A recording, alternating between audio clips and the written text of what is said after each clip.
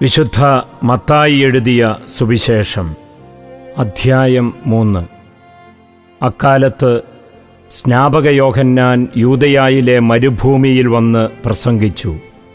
മാനസാന്തരപ്പെടുവിൻ, സ്വർഗരാജ്യം സമീപിച്ചിരിക്കുന്നു. ഇവനെപ്പറ്റിയാണ് യേശയ്യാ പ്രവാചകൻ വഴി ഇങ്ങനെ അരുളിച്ചെയ്യപ്പെട്ടത്: മരുഭൂമിയിൽ വിളിച്ചു പറയുന്നവൻ്റെ ശബ്ദം, കർത്താവിൻ്റെ വഴിയൊരുക്കുവിൻ, അവൻ്റെ പാതകൾ നേരെയാക്കുവിൻ. യോഹന്നാൻ ഒട്ടകരോമം കൊണ്ടുള്ള വസ്ത്രവും അരയിൽ തോൽവാറും ധരിച്ചിരുന്നു. വെട്ടുകിളിയും കാട്ടുതേനുമായിരുന്നു അവൻ്റെ ഭക്ഷണം. ജെറൂസലേമിലും യൂദയ മുഴുവനിലും ജോർദാൻ്റെ പരിസര പ്രദേശങ്ങളിലും നിന്നുള്ള ജനം അവൻ്റെ അടുത്തെത്തി. അവർ പാപങ്ങൾ ഏറ്റുപറഞ്ഞ് ജോർദാൻ നദിയിൽ വച്ച് അവനിൽ നിന്ന് സ്നാനം സ്വീകരിച്ചു.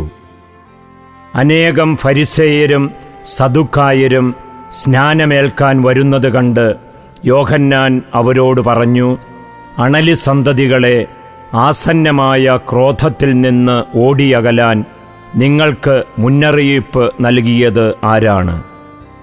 മാനസാന്തരത്തിന് യോജിച്ച ഫലം പുറപ്പെടുവിക്കുവിൻ. ഞങ്ങൾക്ക് പിതാവായി അബ്രാഹമുണ്ട് എന്നു പറഞ്ഞ് അഭിമാനിക്കേണ്ട. ഈ കല്ലുകളിൽ നിന്ന് അബ്രാഹത്തിന് സന്താനങ്ങളെ പുറപ്പെടുവിക്കുവാൻ ദൈവത്തിന് കഴിയുമെന്ന് ഞാൻ നിങ്ങളോട് പറയുന്നു.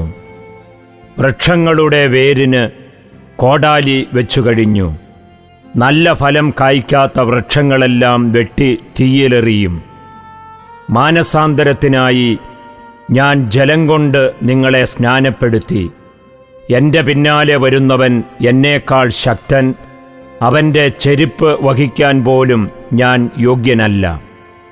അവൻ പരിശുദ്ധാത്മാവിനാലും അഗ്നിയാലും നിങ്ങളെ സ്നാനപ്പെടുത്തും. വീശുമുറം അവൻ്റെ കയ്യിലുണ്ട്.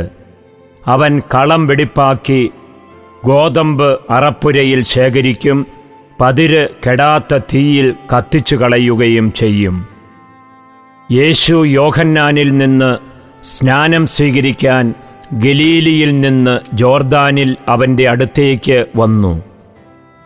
ഞാൻ നിന്നിൽ നിന്ന് സ്നാനം സ്വീകരിക്കേണ്ടിയിരിക്കെ നീ എൻ്റെ അടുത്തേക്ക് വരുന്നുവോ എന്ന് ചോദിച്ചുകൊണ്ട് യോഹന്നാൻ അവനെ തടഞ്ഞു.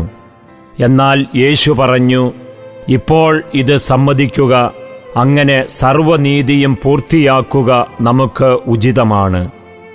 അവൻ സമ്മതിച്ചു. സ്നാനം കഴിഞ്ഞയുടൻ യേശു വെള്ളത്തിൽ നിന്ന് കയറി. അപ്പോൾ സ്വർഗം തുറക്കപ്പെട്ടു. ദൈവാത്മാവ് പ്രാവിൻ്റെ രൂപത്തിൽ തൻ്റെ മേലിറങ്ങി വരുന്നത് അവൻ കണ്ടു. ഇവൻ എൻ്റെ പ്രിയപുത്രൻ, ഇവനിൽ ഞാൻ പ്രസാദിച്ചിരിക്കുന്നു എന്ന് ഒരു സ്വരം സ്വർഗത്തിൽ നിന്ന് കേട്ടു.